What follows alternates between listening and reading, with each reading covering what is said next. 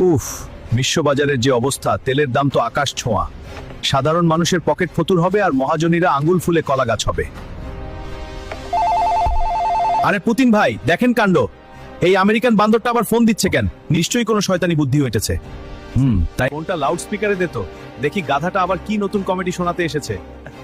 শোনো কি আব্বা, ইরানের সাথে লড়তে লড়তে আমার সব মিসাইল শেষ হয়ে গেছে। আব্বা যদি আমাকে 2-4টে মিসাইল দাও, তবে এর বদলে তোমাকে আমি জাপান আর দক্ষিণ কোরিয়া গিফট করে দেব।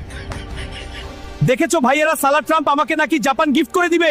জাপান কি ওই শয়তানের বাপের জাতকে গিফট করবে? আরে চিঙ্কি ভাইয়া, সব জায়গায় নিজের নাক গলাবেন না, ওটা আমি দেখে নে। তাহলে আপনারা বসে কফি খান, আমি ট্রাম্পের সাথে ডিলটা ফাইনাল করে আসছি।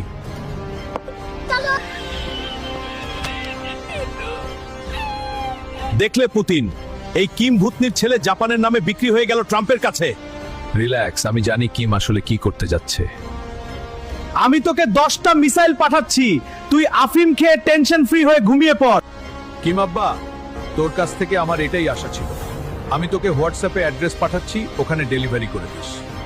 হ্যালো মামুন, আমি তোমাকে হোয়াটসঅ্যাপে একটি অ্যাড্রেস পাঠাচ্ছি, তুমি ট্রাম্পকে আমাদের ওই মালগুলো দিয়ে দিও 10টা।